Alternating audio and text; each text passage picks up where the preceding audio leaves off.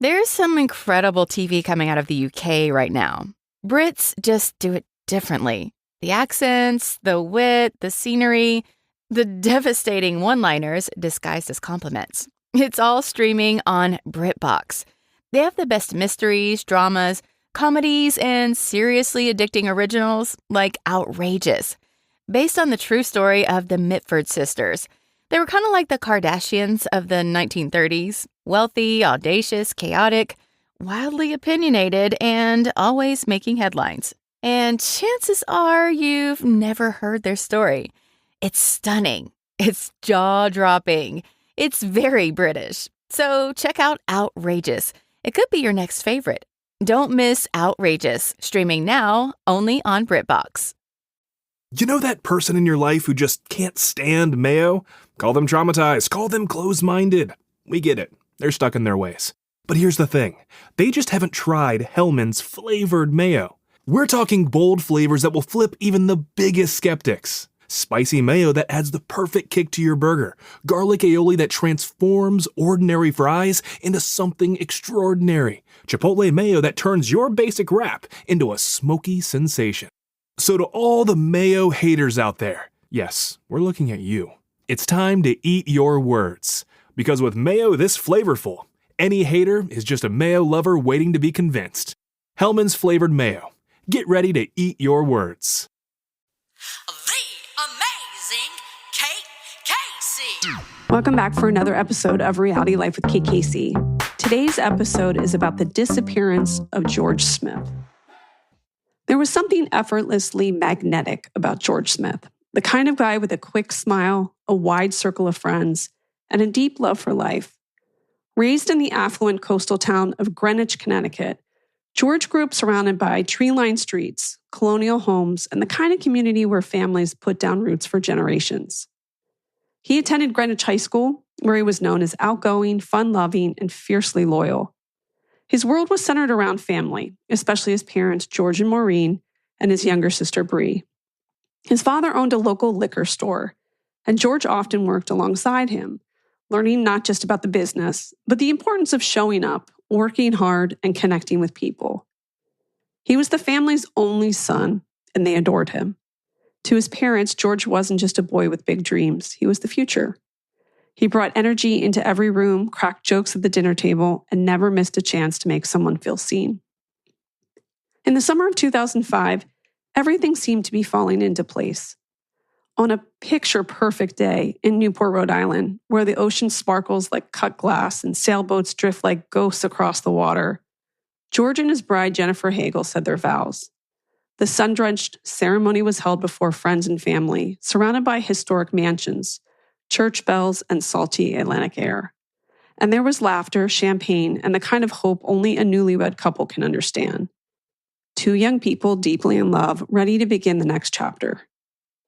They had met a few years earlier, a chance connection between a charismatic young man and a bright, driven woman with a warm smile and an ambitious spirit. George and Jennifer dreamed of travel, a family, of building something lasting together. Their Mediterranean honeymoon cruise was meant to be a romantic adventure, a celebration of their union, a pause before real life began. But just days into that trip, something unthinkable happened.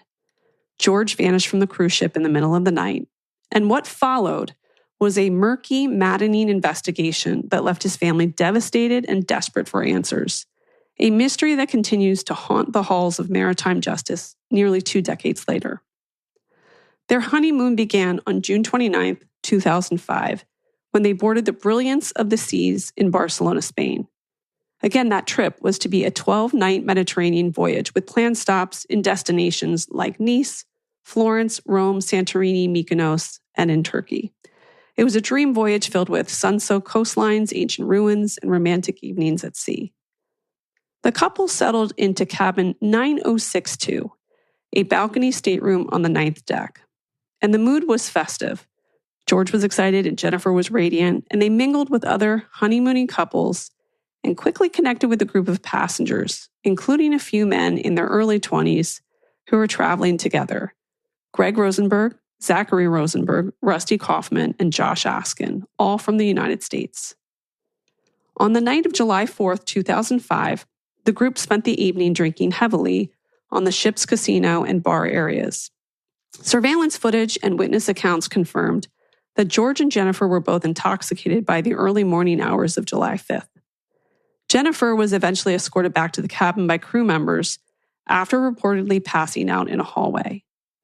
Meanwhile, George remained with a group of young men, continuing to drink and party into the early hours. And at some point, the men, Greg, Zachary, Rusty, and Josh, claimed that they escorted George back to his cabin as well. By the morning on July 5th, George Smith was missing. Around 4:00 a.m., passengers in the cabins below reported hearing loud noises, a thud, and what sounded like furniture being moved. One guest even said that she heard what sounded like a man's voice exclaiming, "Good night," or possibly "Good God," followed by a loud crash. Sometime shortly after, a large blood stain was discovered on the canopy below George and Jennifer's balcony, a chilling sign that someone may have gone overboard. But strangely, there was no man overboard alert, no immediate search, and no clear explanation from the ship's crew. Jennifer woke up in a different cabin, confused and unaware of what had happened. She had reportedly been taken to the ship's infirmary after being found intoxicated, and then moved to a separate guest room to recover. When she learned George was missing, panic set in. The ship docked in Turkey that morning, but George was nowhere to be found. Nearly 2 decades later, the questions surrounding George's disappearance remain as urgent and painful as ever. How does a healthy, happy newlywed vanish from a cruise ship? With blood on the balcony, conflicting accounts, and no clear answers. Why weren't basic protocols followed? And has someone been hiding the truth all this time? For George's family, the agony has never faded. His parents have fought tirelessly for accountability, justice, and the hope that someone somewhere will finally tell the full story of what happened that night. To help us understand what happened to George and why this case remains unsolved after nearly 2 decades, I'm joined by maritime attorney Brett Rivkind. Brett has represented George's family since the very beginning. With decades of experience handling cruise ship injury and disappearance cases, he's been at the center of this legal battle against Royal Caribbean, pushing for transparency, accountability, and justice. He's reviewed every piece of evidence, spoken to key players, and has seen firsthand how the cruise industry protects itself, often at the expense of victims and their families. In our conversation, he takes us inside the case, what he believes happened that night, why critical mistakes were made during the investigation, and the larger implications for anyone who boards a cruise ship thinking that they're safe. This is a case that exposes the cracks in a multi-billion-dollar industry and one family's relentless pursuit of answers. Here's my interview with Brett. Brett, it is a pleasure to meet you because I have followed this case from the very beginning, and I am thrilled to get the opportunity to talk to you about it. So welcome to the show. Thank you. Thanks for having me. It's a fascinating case that's had a lot of interest over the years. Yeah. So I guess the first question I have for you is, how did you become involved in the case, and what stood out for you from the beginning? Well, I've been a maritime lawyer here in Miami since 1983, so I'm very active and known as one of the top maritime attorneys. So the family, George Smith, the parents, they reached out to me. They invited me to come to their house in Connecticut to meet them. They wanted to interview me because they were looking for an attorney at the time. So I flew to Connecticut and met them, and that's how it all got started. What was your first impression after reviewing the cruise line's version of events? Well, first of all, when I instantly formed a bond with the family, and they were devastated, and I could just feel their grief and sorrow, and they wanted answers. And my initial impression was the cruise line was being very secretive and quiet about supplying them with information. And it was their son who had just left, for his honeymoon cruise, who didn't come back, and the sister, and they wanted answers. What happened to our son and what happened to my brother? And they were not getting answers. And that raised red flags right away. Were there any other red flags that you noticed from the very beginning? Well, the main red flags was, this cruise was, a honeymoon cruise, and he fell overboard, and there was not a lot of investigation that had taken place in the immediate aftermath that captured why he fell overboard. There were so many unanswered questions that also, as a maritime lawyer, triggered in my mind, hey, what happened here? And is somebody trying to hide something? What do we know definitively about the night that he disappeared? Well, the facts that came out that I think were pretty clear were that George and his wife, as I said, they were on their honeymoon and they had been drinking. They were in a bar on the cruise ship till late at night. Apparently, someone had smuggled in some alcohol called absinthe, which is a very high alcohol content. The crew member bartender was actually providing shot glasses, and they were doing shots in the bar. And they had met up with some other cruise ship passengers who were drinking with them, 3 other gentlemen. And I think that that's where the story starts. And I think that it was pretty clear that, everybody was, intoxicated to some degree. And then we know after that, there's a lot of unsolved pieces of the puzzle. We know that George went back to his cabin where him and Jennifer were staying. We were informed or learned that the men or the other passengers that they were hanging out with escorted George back to the cabin. We were not sure where Jennifer went because she had left a little bit earlier. According to witness accounts, there had been some type of argument that took place in the bar and she left by herself. And then all we know is George gets escorted back to the cabin. And later on, we learn that, he went missing. And then there's some details in between that surface later as to potential filling in the gaps as to what may have happened once he left that bar. What was found in the cabin and what evidence had been preserved or lost over time? Well, the thing that focused this case on it involving foul play was that first of all, after he went missing and they discovered it, there was some blood found on the sheets of the bed in the cabin where George had already gone missing. There was also blood found on a canopy underneath the balcony where the cabin was. So the main evidence as to something happened inside the cabin was some blood on the sheets, which was not preserved, and we never had a chance to get any forensic evidence to analyze that blood or the amount of the blood, and that was disputed how much blood was on the sheets. And of course, it was disputed or unknown as to the source of what caused him to bleed or get the blood on the bed sheets. The canopy blood also was cleaned before we had any chance or the FBI to do any forensic study of what the blood was on the canopy below the balcony.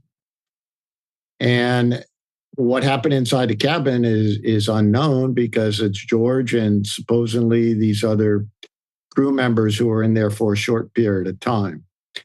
There was a cabin next door that just happened to be a detective in that cabin, and he had heard loud noises, suggesting there might have been some type of argument that took place in that cabin, and he reported that. I remember seeing pictures of the bloodstain. Who took that picture? Well, that was the cruise line. They did eventually go into the cabin and conduct an inspection. What's interesting is they brought Jennifer back to the cabin later in the morning that night when George had already gone overboard, and it wasn't discovered until sometime later in the morning that he actually was missing. And at some point, did they clean that spot, and who did that? It was believed, the information was believed that, yes, the cruise line did not preserve the sheets or the pillow cases that had the blood on it, and it was gone by the time the FBI investigated.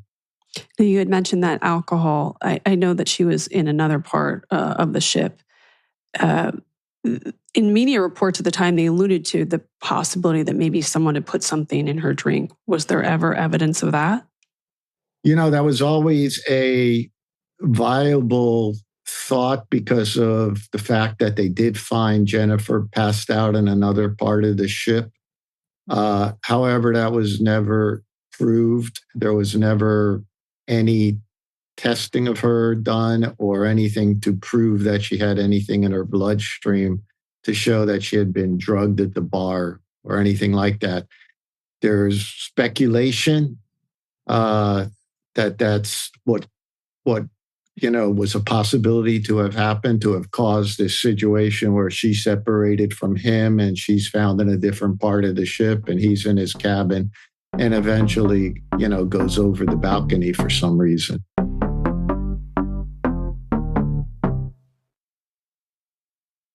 Summer is my favorite time of the year. Nothing is better than a backyard party. Do you love having people over to enjoy the warm weather in your outdoor space? Do you need ways to entertain the kids while they're out of school? Well, if you're having a backyard get-together, Wayfair is your one-stop shop for outdoor entertaining. Cookout, shop patio tables, grills, and dishware. Pool party, kick back with lounge chairs, day beds, and umbrellas. Game night, Wayfair's got cornhole, croquet, and string lights to set the scene. And with fast and easy shipping, it's never been easier to get ready to party. So however you kick back, you can go to Wayfair for effortless entertaining and game-filled gatherings. I live in a neighborhood with houses that look like Cape Cod, which is where I spent time as a child. It's one of my favorite places in the world. And with Wayfair, I can decorate my entire house and my backyard with the most beautiful white furniture that takes me back to Chatham. There's something for every style and every home, no matter your space or budget. And the best part, free and easy delivery, even on the big stuff. I can't even tell you, I feel like I ordered it and came right away. Shop outdoor furniture, grills, lawn games, and way more for way less. Head to wayfair.com right now to explore a huge outdoor selection. That's WAYFAIR.com. Wayfair, every style, every home. No offense, but your brain is a terrible place to keep your big idea. It belongs in the world, but you know that already. You have a calling, a voice that says, this is what I'm meant to do. Create the website your big idea deserves with Wix. Make it your own with top-to-bottom customization, AI to help realize your vision, and built-in business tools to turn your daydream into your dream job. Wix supports every stage of the business journey except one. Your decision to begin. Ready? Go to Wix.com. Now, I also remember there were several passengers that were interviewed. I often wondered, were all of those people also interviewed by the cruise ship as part of an investigation? Well, that's the interesting part and the difficult part. And back then, we're going back some time now from this incident. And I've been a maritime lawyer since 1983. So what makes this case fascinating and such a landmark case and an influential case in maritime law is at the time, there were no requirements on the part of a cruise line to voluntarily report crimes such as what might have occurred here, or even a disappearance or going overboard like happened here.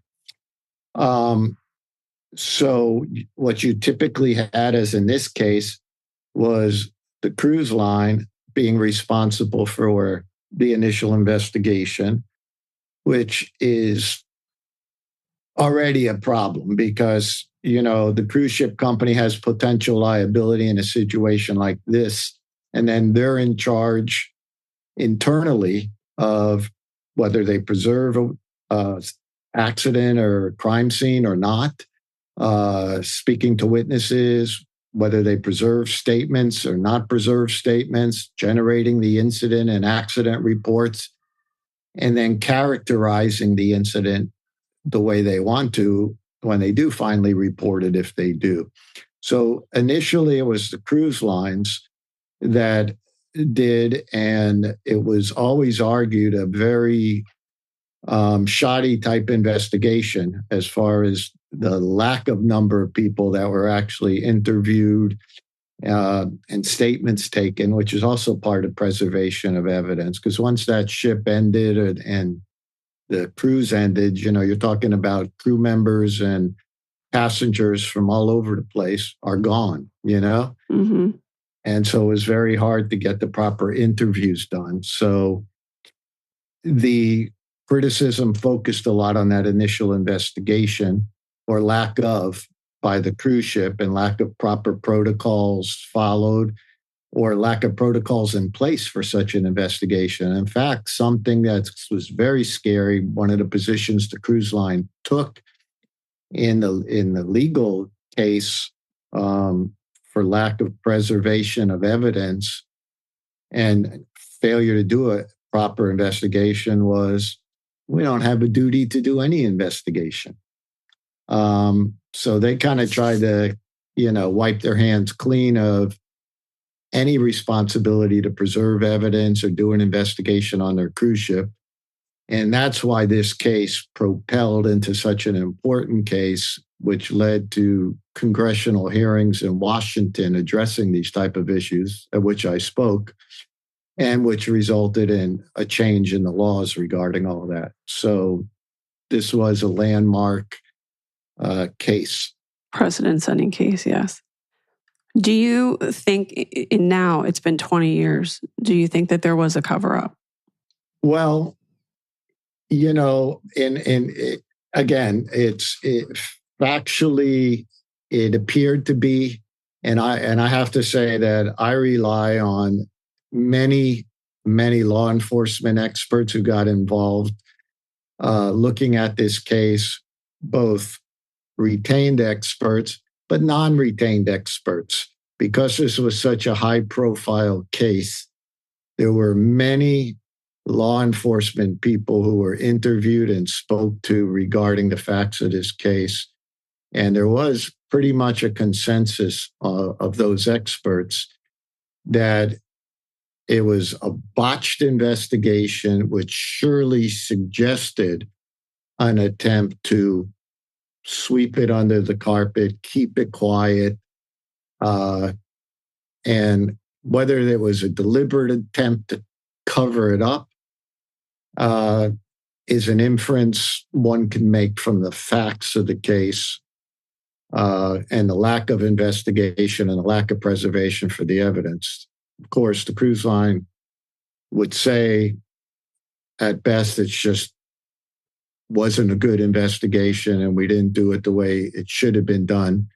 And now there's protocols in place to do it. But it did appear that there was no interest in really getting to the bottom of this and doing the right thing. In fact, they sailed pretty quickly after the next port with the captain's announcement was obtained, which was basically like, hey, we had somebody went, overboard, and quickly moved to the weather report and what was going on at the next port. So it was considered very alarming to people, sufficient to, prompt congressional hearings and a change in the law. And if you look back, you'll see many law enforcement experts with very high credentials and shows and commentators all pointing towards their conclusions that this was, in fact, an intentional cover-up. Although, we'll never know. Intentional is a very strong word. In the years since, did you ever have someone else come forward to you who had been a passenger on the ship, or, I don't know, outside of the ship, like they had heard something? And I wonder this in many cases, like when you have a high-profile case like this, did you hear from people in the years after? Do you still hear from people about this case that perhaps were somehow involved, or like 2 degrees of separation? Well, the answer is yes. And we were very active. For a while, the family, understandably so, didn't want to talk about this. And everybody was waiting, the media especially.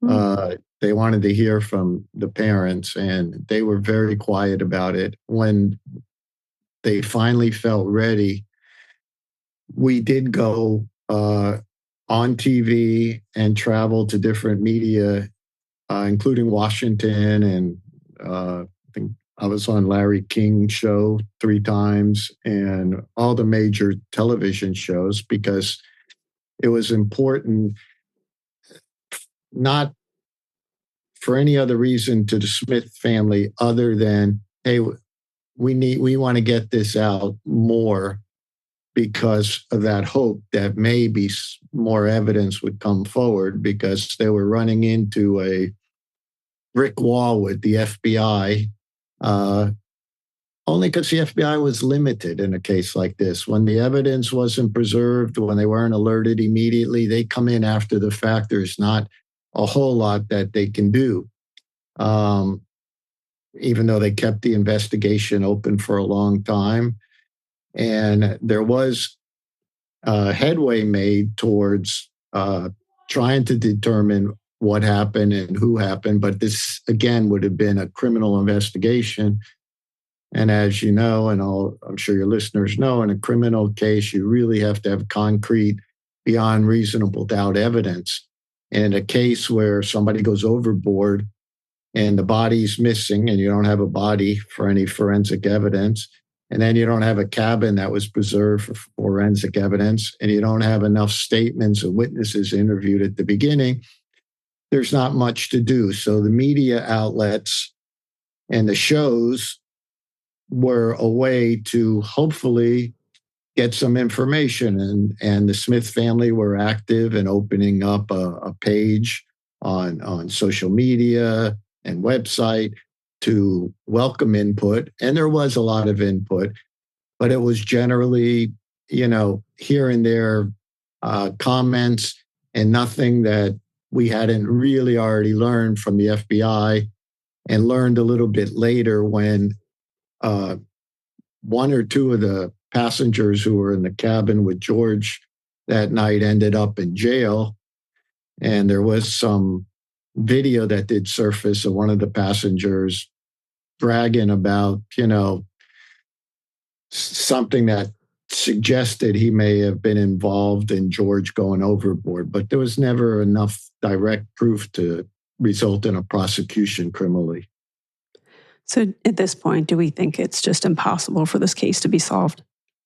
I know the FBI does. They closed finally their file after a lot of years and a lot of pressure to keep it open, and a lot of interest in keeping it open, because it was highly suspected that this wasn't just an accident, that this was foul play. So when you have a situation, and there's passengers going overboard or crew members, the number is significant. I mean, it's not, thousands, but you would not expect anybody to go overboard on a cruise ship. And this case brought more attention to statistics and reporting to see how many crew members and passengers are actually going overboard. Now, when they go overboard, the first question is why? And sometimes it's just suicide.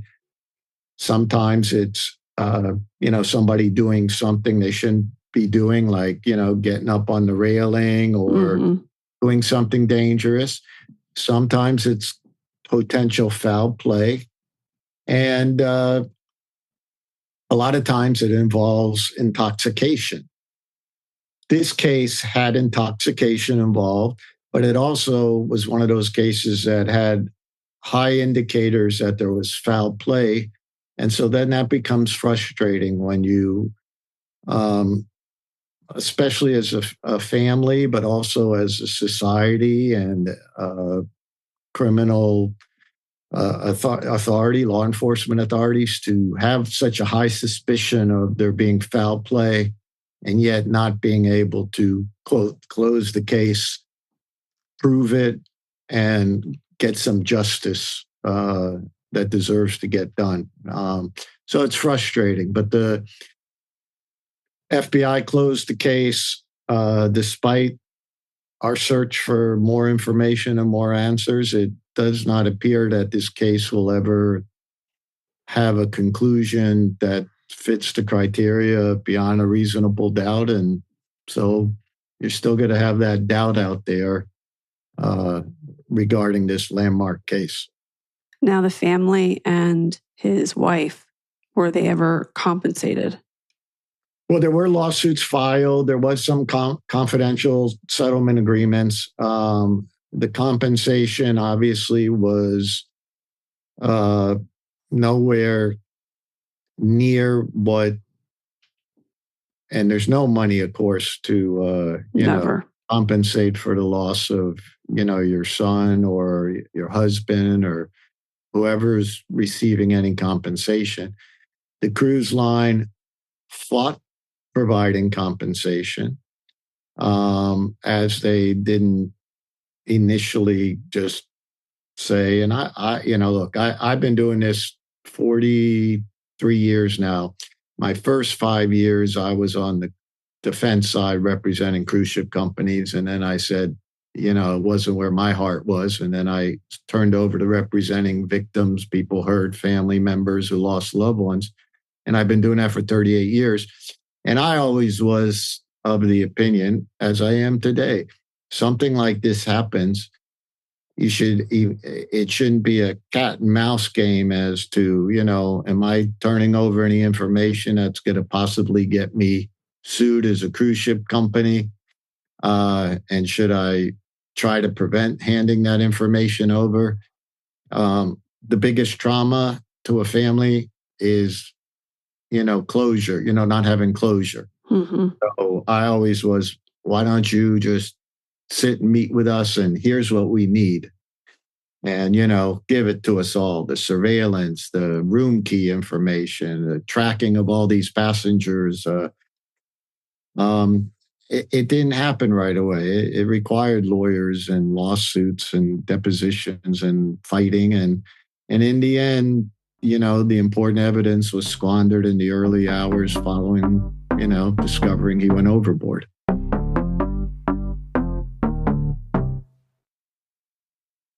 Today is the worst day of Abby's life. The 17-year-old cradles her newborn son in her arms. They all saw how much I loved him. They didn't have to take him from me. Between 1945 and the early 1970s, families shipped their pregnant teenage daughters to maternity homes and forced them to secretly place their babies for adoption. In hidden corners across America, it's still happening. My parents had me locked up in the godparent home against my will. They worked with them to manipulate me and to steal my son away from me. The godparent home is the brainchild of controversial preacher Jerry Falwell, the father of the modern evangelical right and the founder of Liberty University, where powerful men, emboldened by their faith, determine who gets to be a parent and who must give their child away. Follow Liberty Lost on the Wondery app or wherever you get your podcasts. Every big moment starts with a big dream. But what happens when that big dream turns out to be a big flop? From Wondery and At Will Media, I'm Misha Brown, and this is The Big Flop.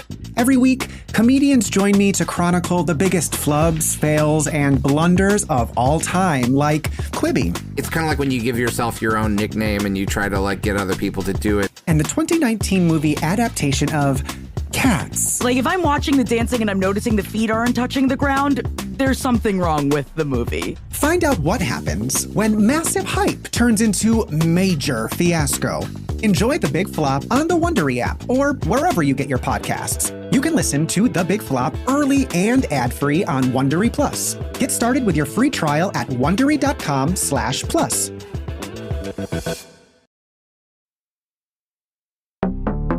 So you said, obviously this ended with you going to D.C. And congressional testimony. How do you think that this changed maritime law or cruise safety regulations, or if at all? I think it had a big impact. Has it gone far enough? Maybe not, but I'll tell you the impact this had on cruise ship safety. So first of all, in those hearings, which I was surprised because the members of that congressional committee and the Coast Guard was present, a representative to speak, and somebody from the FBI. One of the congressmen was astounded when he heard that there were no mandatory requirements for the cruise line to report these incidents. They were self-reporting stuff. And the fact that they did not know that or what the laws were surprising to me, as to them. And then with their credit, they realized, hey, we need to address this.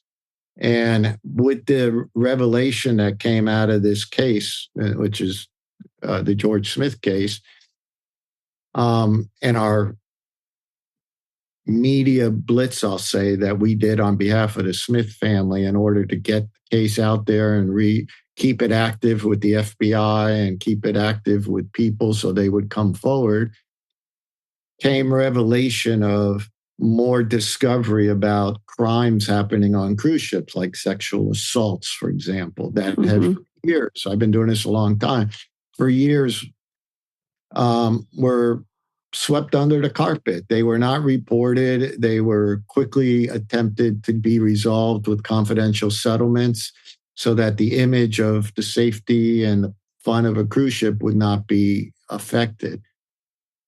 After George Smith, when there developed mandatory reporting requirements, more public awareness of sexual assaults on cruise ships, requirements now for the reporting of crimes, for preservation of evidence, to help victims when something happens on a cruise ship, peepholes in cabins.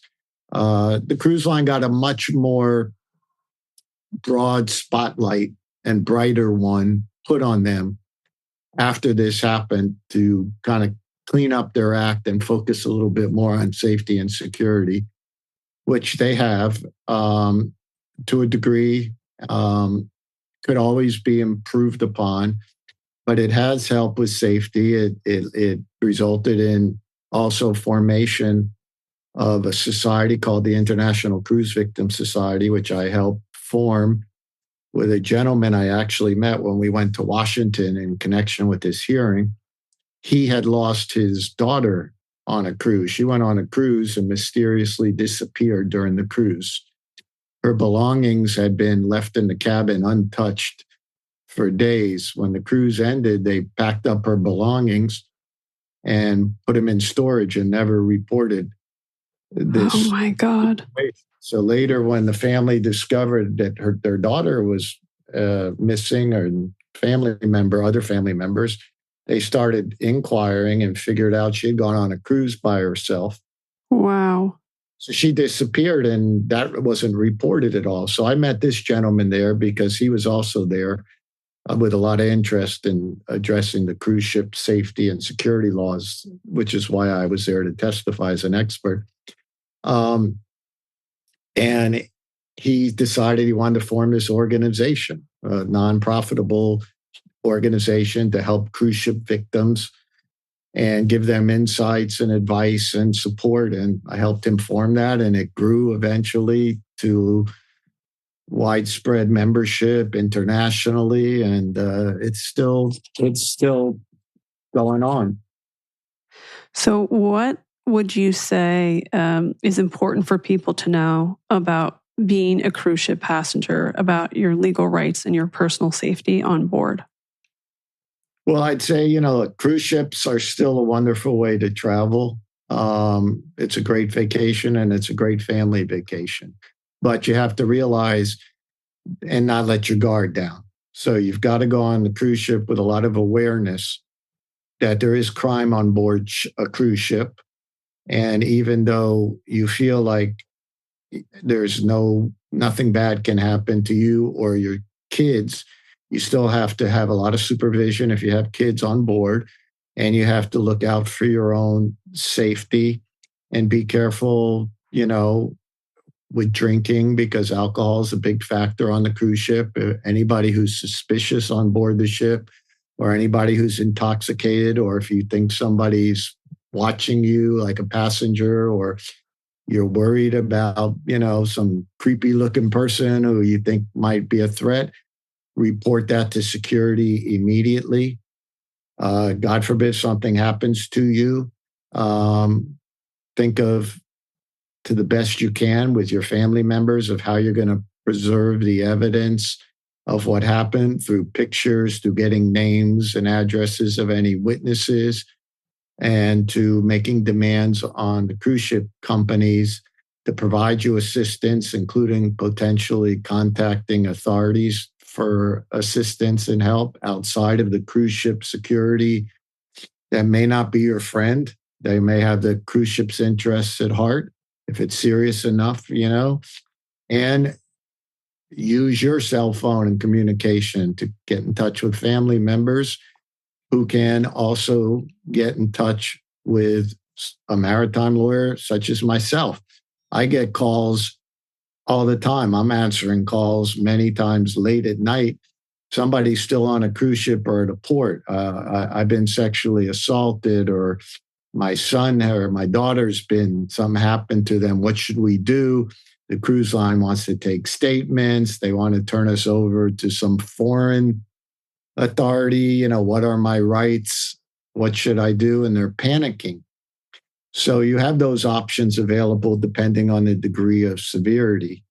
But always keep in mind that initially the cruise ship company has procedures to investigate anything. And those procedures result in a report.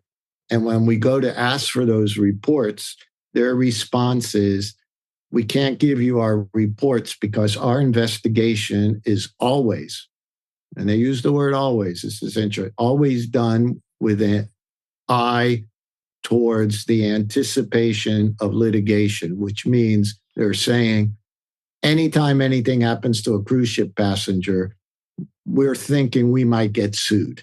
Mm-hmm. So if they're thinking we might get sued and they're in charge of the investigation and information gathering, then you got to ask yourself, how objective are they going to be in their investigation? Because they're anticipating they're going to get sued. You may not have any desire to sue them. You may not end up suing them, but that's the attitude they have from the minute something happens on their cruise ship.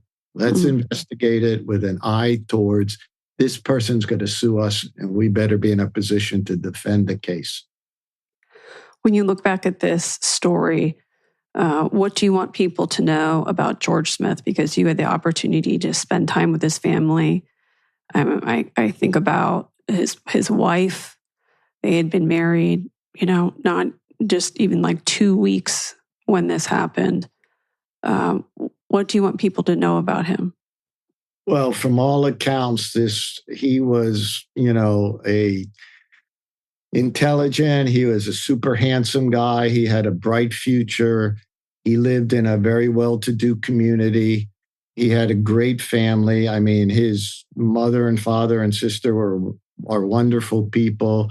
His father had a local business that he was looking forward for his son taking over and running. His son went to a business-oriented school. He had a lot of friends. He had a beautiful wife. He had his whole future ahead of him. I mean, it was a storybook wedding. It was not only a beautifully looking couple that could be on the top of a wedding cake, but both have bright futures and good families. And so how and why this happened to him and his family is, we'll never know why and how, but we know it should never have happened. And hopefully with something horrible like this, it already has led to some positive changes with the laws and cruise ships stepping it up to some degree. They still have room to step higher for safety. And hopefully, it will result in, some good coming out of it. Mm-hmm. But it's a great memory that the family has, but it's also such a tragic event in their lives that, they'll never be the same or recover from this. Oh. I'm so grateful for your time. Tell everybody where they can find you. Okay, so I am in Miami, Florida. Like I said, I've been a maritime attorney since 1983. You can go to my website, which is www.rivkinlaw.com. It's spelled R-I-V as in Victory, K-I-N like Norman, D like David, law, one word, .com. So that's the best way to get a hold of me. But you could look up my website and you could see our firm. And they could always send me an email if they want. It's C Injury, which is spelled like the C, S-E-A. S-E-A injury, one word, at rivkinlaw.com. And I provide free consultations. And many times I help out family members who've lost a loved one, for example, overboard, where, there's just no avenue for compensation for the family. They just need answers. And I've helped many victims like that where, there's no compensation in the end, but satisfaction and helping as best I can a family get answers that they deserve. Thank you so much. Oh, thank you. It was a pleasure to meet you.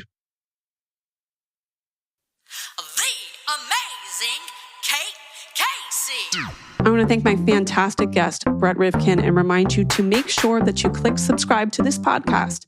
Make sure that you also write a 5-star review. I appreciate it so much. Please join the Facebook group Reality Life with KKC because I want to hear what you hear about this case. You can get my What to Watch list of what to watch in unscripted TV by going to katecasey.substack.com. You can also get bonus episodes on Apple Podcast and Patreon. And lastly, you can follow me on social media. I'm on Instagram at @KKCCA, TikTok it's KKC, and Twitter, Threads, and Blue Sky at @KKC. Check back tomorrow for an all-new episode.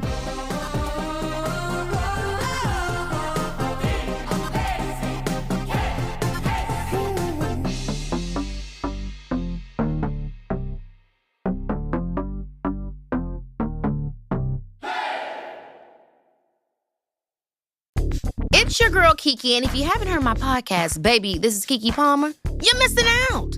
You know I do it all. Acting, singing, hosting, producing. But this podcast right here, this is where I get to be my whole entire self with my people. And that means you.